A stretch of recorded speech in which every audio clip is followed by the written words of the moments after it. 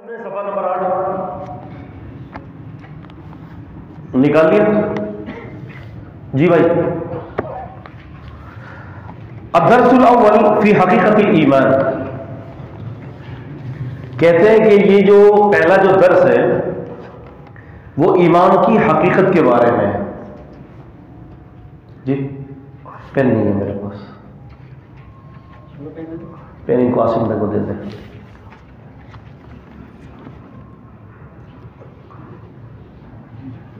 جی اچھا جی، تو یہ پہلا جو درس ہے وہ یہ اس بات پر ہے کہ ایمان کی حقیقت کیا ہے. فرماتے ہیں کہ الایمان مصدر آمن یؤمن وماخوذ من الامن والامن فی اللغة العبارة عن عموم احوال السلامة والسکینة والهدوء للاسلام، کہ ایمان جو ہے وہ دراصل جو مصدر ہے نا وہ آمن یؤمن سے ماخوذ ہے. جزاک اللہ خیر. اور یہ امن جو ہے یہ لغت کے اندر یہ عبارت ہے اس عموم سے نکلا ہے احوال السلامتی، یعنی ایسے احوال جو سلامتی کے ساتھ ہوں، والسکینتی اور والهدوء الانسانی، ادھر انسان کے اندر ایک سکینہ ہو، ایک طمانینت ہو. میری طرف دیکھیں، چھوڑ دیں لوگوں کی طرف. تو یہ امن سے نکلا ہے، اسلام سلامتی امن، کہ اسلام جو ہے وہ سراپا جو ہے وہ امن بخشتا ہے. اب یہ اسلام کا امن کیا ہے؟ اسلام کا امن یہ ہے کہ جو اسلام کو قبول کر لیتا ہے وہ مکمل طور پر جو ہے وہ اعتدال اور حقیقت کے اندر آ جاتا ہے. کیونکہ اسلام کی ضد ظلم، یوں سمجھ لیں آپ، پورے اسلام کے اندر کہیں بھی ظلم کا کوئی تصور نہیں ہے. تو ایمان جو ہے دراصل وہ ماخوذ من الامن، یہ امن سے ماخوذ ہے. وخلوفها من الخوف والخطر والوحشة والاضطراب، اور اس سے مراد یہ ہے کہ خوف، خطرہ، وحشت اور اضطراب سے دوری. دنیا کے آپ دیگر مذاہب کے اندر دیکھیں گے نا ان کو خطرے لاحق ہوتے ہیں. میں ادھر آپ کو ایک لطیفہ سناؤں گا.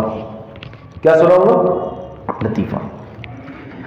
اسلام میں مجھے 4 نمبر پر جب میرا یہ ادارہ تحفظ حدیث فاؤنڈیشن جب وہاں پر تھا تو ایک عیسائی میرے پاس آیا تھا. عیسائی کو تبلیغ کی دعوت دی اور اس کو دین اسلام قبول کرنے کا کہا. پھر بات پہ بات ہو رہی تھی تو میں نے یہ کہا کہ اس نے مجھے یہ کہا تھا کہ میں سچا عیسائی ہوں میمن صاحب. تو میں نے کہا کہ اگر آپ سچے عیسائی ہیں تو پھر تو اور اچھا ہو گیا. کہ لگا کیسے؟ میں نے کہا بائبل یہ کہتی ہے کہ جو سچا عیسائی ہوتا ہے نا وہ کبھی بھی زہر کھا کر نہیں مرتا. بائبل کے اندر ہے یہ لکھا ہوا کہ سچا عیسائی زہر کھا کر نہیں مرتا.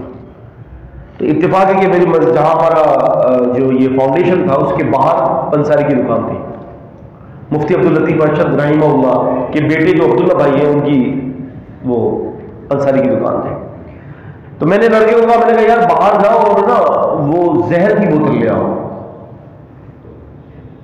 اور میں نے کہا ایسا زہر لینا کہ وہ یک دم اپنا کام کر دے.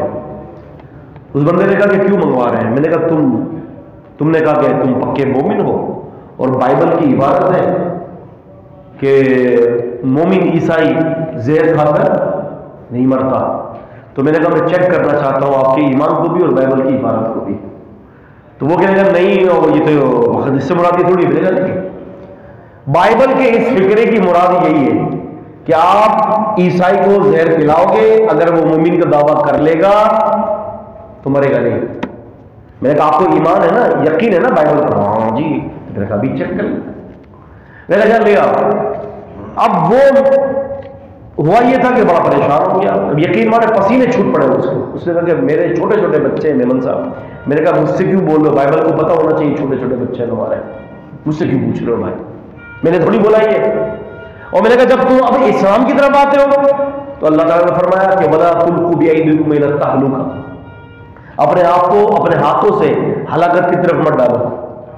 میں نے کہا اسلام تمہیں دے رہا ہے امن، تمہیں اس کرب سے اور اس وحشت سے نجات دے رہا ہے، اور عیسائیت تمہیں اس وحشت کے اندر داخل کر رہی ہے، اب بتا دو کون سا دین اختیار کرو گے؟ اس سے کہا کہ مجھے سوچنے کا موقع دیں۔ میں نے کہا آپ سوچ لیں پھر آ کر مجھے بتا دیجیے گا۔ میرے خیال سے ایک آدھے دن کے بعد وہ آتا ہے اور کلمہ طیبہ پڑھ لیتا ہے، کہتے کہ مجھے کلمہ پڑھا دے گا، اور میں نے محسوس کر لیا کہ اسلام امن کا دین ہے۔ تو کہنے سے مراد یہ ہے کہ یہاں پر یہ جو شیخ فرماتے ہیں کہ وہ خلوفها من الخوف والخطر والوحشت والاضطراب، اضطراب انسان کے اندر اضطراب پیدا ہو جاتا ہے نا، شریعت اضطراب پیدا نہیں کرتی آپ کے اندر۔ یہ جو اضطراب جو مسائل کے اندر ہوتا ہے نا، فروعات کے اندر جو اضطراب ہوتا ہے وہ دین کی طرف سے نہیں ہوتا، وہ اصل میں ہماری تقلید کا جمود ہوتا ہے۔ اس نے یہ کہا، اس نے یہ کہا، اس نے یہ کہا، اس نے یہ کہا، اس کے نزدیک یہ صحیح ہے، اس کے نزدیک یہ صحیح ہے، اس کے نزدیک یہ صحیح ہے، اس کے نزدیک یہ صحیح ہے، بہت ساری باتیں کرنے کے لیے۔ یہ آپ کو میں بتاتا چلوں یہاں پر یہ جو اصول فقہ جو بنی ہے نا، اصول فقہ شافعی کا اپنا اصول فقہ ہے، حنبلیوں کا الگ ہے، مالکیوں کا الگ ہے، حنفیوں کا الگ ہے۔ دراصل اگر ہم غور کرتے ہیں نا میرے بھائیوں، میرے دوستوں، تو یہ دراصل جو اصول بنائے گئے ہیں نا، دراصل اپنے مذہب کو بچانے کے لیے اصول بنائے گئے ہیں، مذہب کو بچانے کے لیے۔ ان اصولوں کی کوئی ضرورت نہیں ہے، لیکن پھر بھی انہوں نے اصول بنا لیے اضطراب کی کیفیت کو، کشمکشم کی کیفیت کو دور کرنے کے لیے۔ یعنی آپ سمجھ لیں کہ امام ابو حنیفہ رحمہ اللہ کو بچانا ہے، حنفیت کو بچانا ہے، کیونکہ ان کے اتنے سارے مسائل ہیں جو شریعت کے مخالف ہیں، تو انہوں نے اصول کرخی کے نام سے، عبداللہ کرخی نے کتاب لکھ دی، کتاب میں یہ قانون بنا دیا کہ جو آیت ہمارے امام یا ہمارے مذہب کے خلاف ہوگی وہ منسوخ ہوگی، یا جو حدیث ہمارے مذہب یا امام کے خلاف ہوگی وہ حدیث کی ہم تعویل کر لیں گے۔ یہ اصولوں کے اندر ذکر کر دیا، یہ ان کی فقہی اصول ترتیب ہو رہے ہیں۔ اب ہم نظر کریں، اب بتائیے یہاں پر کون سا دین کا دفاع ہو رہا ہے؟ جو سب سے پہلے جنہوں نے اصول فقہ پر جو کتاب لکھی ہے وہ ہے امام شافعی۔ امام شافعی کی جو رسالہ جو ہے، الرسالہ، یہ دراصل امام شافعی نے خط لکھا تھا، اور دو رسالہ ہے، دو، ایک قدیم اور ایک اس کے بعد کی تھوڑی سی۔ تو قدیم رسالہ تو ہمیں نظر نہیں آتی، لیکن وجدنا الرسالۃ الجدیدہ، ہم نے یہ الرسالہ جو ہے جو بعد کی جو ہے وہ ہمیں ملی ہے اور وہی مطبوع ہے۔ تو کہنے سے مراد یہ ہے کہ رسالہ جو امام شافعی نے جو لکھی ہے وہ دراصل للہیت پر مبنی تھی۔ یاد رکھیں اس بات کو، محدثین جب کوئی کتاب لکھتے ہیں اور جب کوئی اصول وضع کرتے ہیں تو وہ قطعاً اپنے مذہب یا مسلک کو بچانے کے لیے نہیں کرتے، وہ دین اسلام کی ترویج کے لیے کرتے ہیں۔ اسی لیے آپ کو محدثین کی اکثریت ہی آپ کو جو ہے وہ غیر مقلد ملے گی۔ امام طحاوی رحمۃ اللہ علیہ حنفی ہیں، امام طحاوی، ان کے بارے میں ابن حجر الاسقلانی نے لسان المیزان میں لکھا ہے کہ یہ غیر مقلد حنفی ہیں، غیر مقلد، براڈ مائنڈ تھے۔ خیر، تو انشاءاللہ ہم آگے بات کریں گے انشاءاللہ۔ عقیدے کے اندر بہت ساری ایسی باتیں آئیں گی کہ جو ہم بہت ساری چیزوں کو ہم دیکھیں گے۔ اچھا جی، والایمان فی الشرع كذلك الا انه لما تعلق به بعض المسائل العقدیہ، ایمان جو شریعت کے اندر، جو شرع کے اندر ہے، وہ کیا ہے کہ ان بعض مسائل کا ذکر جو شریعت نے کیا ہے، اور اخرجته من عموم الامن من الذر والشر الى خصوص الامن من شر الشرك والكفر، یعنی ان کا کہنا یہ ہے کہ وہ مسائل کے جس کو عموم ذکر کیا جاتا ہے، جو آپ یہ سمجھ لیں کہ جن کا تعلق ایمانیات میں سے شرک، کفر، نفاق، الابتداع، بدعت بسبب التوحید، توحید کے سبب کے ساتھ، وطاعتی، طاعت، والاتباع اتباع، وتعبد عبادت کرنا، لرب العالمین اللہ رب العالمین کی. کہتے ہیں کہ ایمان کا جو تعلق ہے وہ یہ ہے کہ یہ آپ کو عمومی امن بخشتا ہے، ضرر سے ضرر سے جو ہے نکال کر اس کو آپ کو ایک امن بخشتا ہے، جو ایک عام عمومی ضرر ہوتا ہے، چاہے وہ ایمانیت کا ضرر ہو یا کسی اور فعل کا ضرر ہو. اور یہ آپ کو پہچان کرواتا ہے کفر کا، نفاق کا اور بدعت کا اور شرک کا. ہمارے یہاں ایک بہت بڑا مسئلہ ہے، وہ کیا ہے؟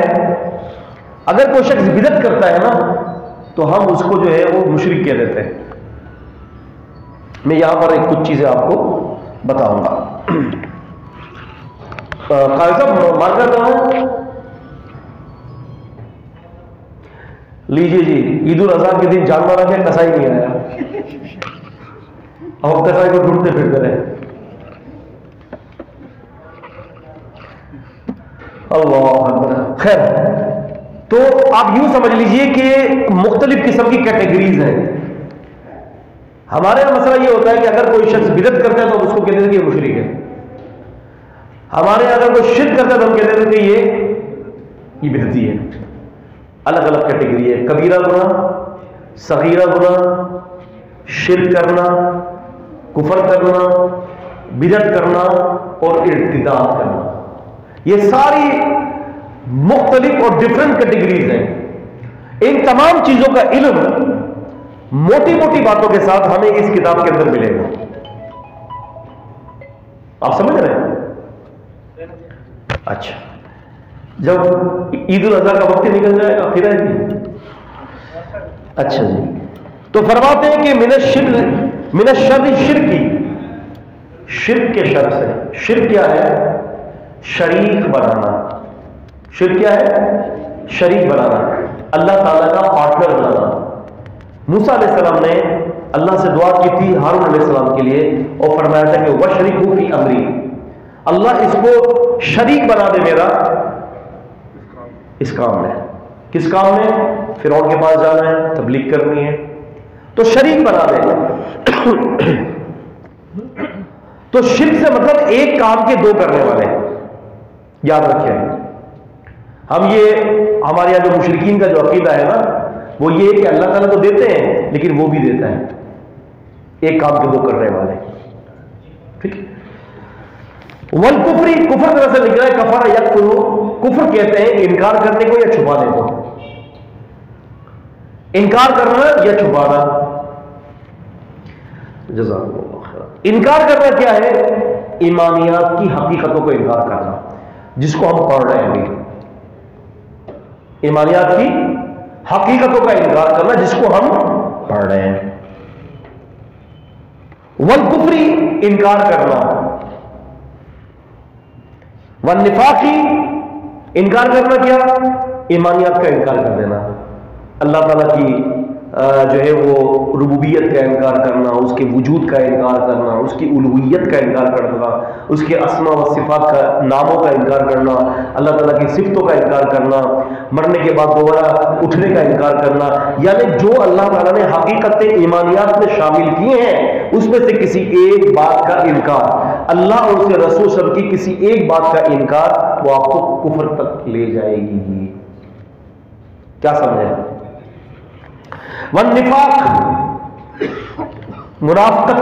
نفاق دو قسم کے ہیں، ایک نفاق اعتقادی ہے اور ایک نفاق عملی ہے. شیخ نے غالباً ان دونوں باتوں پر اس پہ ذکر کیا ہے. اب یہ نفاق عملی کیا ہے اور نفاق اعتقادی کیا ہے؟ نفاق عملی یہ ہے کہ نبی صلی اللہ علیہ وسلم فرماتے ہیں کہ جب بات کرتا ہے جھوٹ بولتا ہے، جب امانت رکھی جاتی ہے خیانت کر دیتا ہے، جب جھگڑا ہوتا ہے گالیاں بکتا ہے. نبی صلی اللہ علیہ وسلم فرماتے ہیں کہ اس میں یہ خصائص ہوں گے تو نبی صلی اللہ علیہ وسلم فرماتے ہیں پکا منافق ہے. یہ کون بندہ ہے؟ یہ عملی منافق ہے. لیکن یاد رکھیں، عملی منافق جب اپنے نفاق کے اندر راسخ ہو جاتا ہے، مضبوط ہو جاتا ہے، تو دور نہیں ہے کہ وہ اعتقادی منافق بھی بن جائے. اور اعتقادی منافق کیا ہے؟ وَإِذَا لَقُوا الَّذِينَ آمَنُوا قَالُوا آمَنَّا وَإِذَا خَلَوْا إِلَىٰ شَيَاطِينِهِمْ قَالُوا إِنَّا مَعَكُمْ إِنَّمَا نَحْنُ مُسْتَهْزِئُونَ اللَّهُ يَسْتَهْزِئُ بِهِمْ وَيَمُدُّهُمْ فِي طُغْيَانِهِمْ يَعْمَهُونَ أُولَٰئِكَ الَّذِينَ اشْتَرَوُا الضَّلَالَةَ بِالْهُدَىٰ فَمَا رَبِحَتْ تِجَارَتُهُمْ وَمَا كَانُوا مُهْتَدِينَ. فرمایا کہ ایمان والوں سے ملتے کہتے ہم تمہارے ہیں، کافروں کے پاس جاتے تو کہتے ہم تمہارے ہیں. دراصل یہ منافقین، اعتقادی منافقین، یہ دراصل یہ کافر ہوتے ہیں. ان المنافقین فی الدرک اسفل من النار، منافقین جہنم کے نچلے درجوں میں رہیں گے. انا للہ و انا الیہ راجعون. تو دو قسم کا نفاق ہے، ایک عملی اور ایک اعتقادی. والابتداع، بدعت. بدعتی دراصل کتنا بڑا مجرم ہوتا ہے، وہ دین میں نئی بات نکالتا ہے، اس کو پتہ نہیں ہے چلتا، کیونکہ وہ یہ سمجھتا ہے کہ اللہ کے نبی صلی اللہ علیہ وسلم نے یہ دین مکمل نہیں کیا، کہ جو آج نئی چیز ہم مکمل کر رہے ہیں اس کے ذریعے. استنجا کرنے کی 60 سنتیں ہیں، استنجا کرنے کی 60 سنتیں، لیٹنے کی 12 سنتیں، اٹھنے کی 24 سنتیں. اس کا مطلب یہ ہے کہ نعوذ باللہ العیاذ باللہ حاشا وکلا، ایسا لگتا ہے کہ نبی کریم صلی اللہ علیہ وسلم نے جو ہے وہ دین مکمل نہیں پہنچایا، کہ جو ان لوگوں نے اپنی چورن چٹنیوں کے ذریعے دین کو مکمل کر رہے ہیں. یہ ہے بدعت. بدعت کی تعریف کیا ہے؟ انشاءاللہ ہم اس کو انشاءاللہ اپنے محل پر اس کی تفصیلی ذکر کریں گے انشاءاللہ. بسبب توحید، توحید کا سبب یعنی توحید کو اختیار کرنا. توحید کیا ہے؟ اللہ تعالیٰ کی عبادت اور اللہ تعالیٰ کو ایک ماننا. وطاعہ، اطاعت کرنا اللہ اور اس رسول کی. یاد رکھیں اللہ اور اس رسول کی اطاعت غیر مشروط اطاعت ہے، اور ان کے علاوہ اہل بیت کی اطاعت، خلفاء الراشدین والمہدیین کی اطاعت، والدین کی اطاعت، امیر کی اطاعت، بیوی کا خاوند کی اطاعت کرنا، اولاد کا ماں باپ کی اطاعت کرنا، یہ تمام اطاعتیں مشروط ہیں. کیا ہے؟ مشروط ہے. غیر مشروط اطاعت اگر ہے تو وہ صرف دو ہیں، ایک اللہ پاک کی اطاعت اور اس کے نبی محمد صلی اللہ علیہ وسلم کی اطاعت. غیر مشروط اطاعت ہے، کوئی کنڈیشن نہیں ہے. کیا سمجھیں؟ اللہ اکبر. اطاعت والاتباع، اور اتباع. اطاعت جو ہے وہ ہوتی ہے عقائد کے اندر، اور اتباع ہوتی ہے، اب یوں سمجھ لیں، فروعات کے اندر، جزوی مسائل کے اندر. اس کے اندر سے دقیق فرق ہے اطاعت اور اتباع میں. انشاءاللہ ہم اس کا ذکر بھی اپنے محل پر کریں گے کہ اس کے اندر کیا فرق ہے. وَتَعَبُّدِ لِرَبِّ الْعَالَمِينَ، اور اللہ رب العالمین کی عبادت کرنا. عبادت کا مفہوم بہت وسیع ہے، جس کو میں دو لفظوں کے اندر یوں کہہ دیتا ہوں، ہر وہ کام جس کو اللہ نے اپنے لیے پسند فرمایا اور اپنے غیر کے لیے ناپسند کیا، یہ کیا ہے؟ یہ عبادت. سمجھ رہے ہیں؟ اللہ تعالیٰ نے اپنے لیے پسند کیا رکوع کرنا، وَارْكَعُوا مَعَ الرَّاكِعِينَ ہے، وَاسْجُدُوا، سجدہ کرو لرب العالمین، اللہ رب العالمین کے لیے. سجدہ کرنا اللہ کے لیے. لا تسجدوا للشمس ولا للقمر واسجدوا للہ الذی خلقہن ان کنتم ایاہ تعبدون. سجدہ سورج کو بھی نہیں ہے، سجدہ چاند کو بھی نہیں ہے، سجدہ اس ذات کو ہے جس نے ان سب کو پیدا کیا. نہ تعظیمی سجدہ ہے نہ تعبدی سجدہ ہے. اس کی بحث بھی انشاءاللہ سجدے کے باب کے اندر ہم تفصیل سے بیان کریں گے. اللہ اکبر کبیرہ. وَهُوَ فِي الْاصْطِلَاحِ الشَّرْعِيِّ عِنْدَ أَهْلِ السُّنَّةِ. یاد رکھیں، فرمایا کہ اور یہ چیزیں شرعی اصطلاح میں اہل سنت کے نزدیک. اہل سنت سے مراد کون ہے؟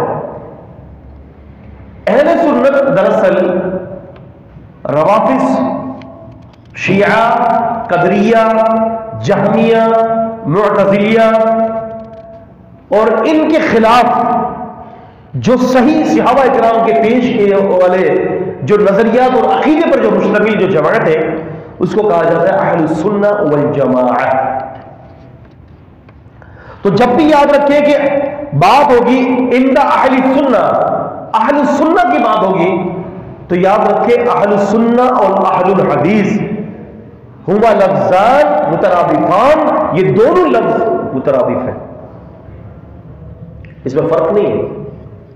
اہل السنہ اور اہل الحدیث یہ دونوں مترادف لفظ ہیں، اور سلف صالحین نے ان دونوں ناموں کو پسند کیا ہے، بخلاف ان لوگوں کے کہ جو معتزلی تھے، جو جہمیہ تھے، جو قدریہ تھے، جو اس قسم کے جو باطل مذاہب ہیں، ان کے خلاف یہ اہل سنت کا جو مذہب ہے وہ مذہب کتاب و سنت پر گامزن اور مشتمل ہے۔ کیا سمجھے بات کو؟ سمجھ میں آیا؟ نہیں سمجھ میں آیا؟ دیکھیں سناٹا نہ کریں، کوئی چیز سمجھ میں نہیں آ رہی نا ہاتھ اٹھا کر پوچھ لیں، میں وعدہ کرتا ہوں پوچھنے کا کوئی پیسہ نہیں لوں گا میں۔ مجھے نہیں پتا ہوتا نا کہ آپ کو کیا بات سمجھ میں آ رہی ہے اور کیا نہیں سمجھ میں آ رہی ہے، یہ تو آپ ہی کو پتا ہے نا کہ جو مجھے بات سمجھ میں نہیں آ رہی، میں تو کوشش کر رہا ہوں کہ اس کو آسان الفاظ کے ساتھ بیان کروں۔ امتحان لوں گا تو سب میرا امتحان لیں گے، سب چلے جائیں گے امتحان، تو یہ تو بہت بڑا امتحان ہو جائے گا میرے بھائی، خالی ہو جائیں گے ہمارے ذوق۔ الحمدللہ اللہ سب کو جزائے خیر دے، یہ ہم بیٹھے ہوئے نا یہ بھی بہت بڑی نعمت ہے۔ امتحان کا معاملہ لیں گے تو پھر وہ ڈر کے مارے، کیونکہ بہت سارے ایسے بھی لوگ ہیں بلکہ اکثریت کہ یہاں جانے کے بعد اب کتاب کوئی نہیں کھولے گا، آنے کے بعد یہ کتاب کھلے گی الا ماشاء اللہ۔ اللہ اکبر۔ تو فرمایا کہ وہ فی الاصطلاح الشرعی عند اہل السنہ، اہل سنت کے نزدیک شرعی اصطلاح یہ ہے کس بات کی؟ ایمان کی۔ ہم بات کر رہے ہیں ایمان پر، وہ کیا ہے؟ قول باللسان، زبان کے ذریعے کسی چیز کا کہنا۔ آپ نے کہا لا الہ الا اللہ، یہ کیا ہو گیا؟ یہ قول ہو گیا۔ وتصدیق بالقلب، اور دل کے ساتھ اس کی تصدیق بھی کر لی، زبان سے کہہ رہے لا الہ الا اللہ اور دل کے اندر یہ مان رہے ہیں کہ جی واقعی اللہ کے سوا کوئی الہ نہیں ہے۔ اور وعمل بالجوارح، اور عمل کرنا جوارح کے ساتھ، جسم کے اعضاء کے ساتھ آپ عمل کر کے بھی دکھا رہے ہیں، نماز پڑھ کر دکھا رہے ہیں، آپ یہ لوگوں کو تبلیغ کر رہے ہیں کہ بھئی ایک اللہ تعالیٰ ہے، ایمان یہ ہے۔ ابھی ہم جو بیٹھے رہے ہیں انشاءاللہ تینوں چیزوں کے ساتھ بیٹھے ہوئے ہیں، اقرار باللسان، تصدیق بالقلب وعمل بالجوارح۔ اب ان تینوں چیزوں میں سے اگر ایک چیز بھی مفقود ہوگی ایمان نہیں ہے، خطرے میں نہیں، ایمان ہے ہی نہیں۔ نبی صاحب کے چچا مانتے تھے کہ نبی پاک صلی اللہ علیہ وسلم حق پر ہے، مانتے تھے، ٹھیک ہے، اور مدد بھی کی تھی نبی علیہ السلام کی، لیکن تصدیق بالقلب نہیں تھا، قلب سے نہیں مانتا میں اپنے بابا کو بھی نہیں مانوں، تو کیا کامیابی ہوئی؟ ختم نہیں۔ ایک دفعہ تو اس نے بھی کہہ دیا تھا، ابو لہب نے بھی، کہ محمد صلی اللہ علیہ وسلم حق پر ہے، تصدیق باللسان کر دی تھی لیکن عمل بالجوارح اس کے خلاف تھا، تصدیق بالقلب نہیں تھا۔ تو تینوں چیزوں کا ہونا ضروری ہے کہ آپ زبان سے بھی اقرار کریں، دل بھی مانے اسی چیز کو، اور پھر ساتھ ساتھ جو ہے اس پر عمل بھی ہو۔ ہمارے یہاں مسلمان کیا کرتا ہے، جو یا رسول اللہ یا علی اور یہ شرک کرتا ہے نا، وہ تصدیق بالقلب اور جو ہے وہ تصدیق باللسان تو کرتا ہے لیکن عمل بالجوارح اس کے خلاف ہے، عمل کچھ اور کر رہا ہے، پکار کسی اور کو رہا ہے، ہاتھ پہ کہیں اور مار رہا ہے۔ اللہ اکبر کبیرہ۔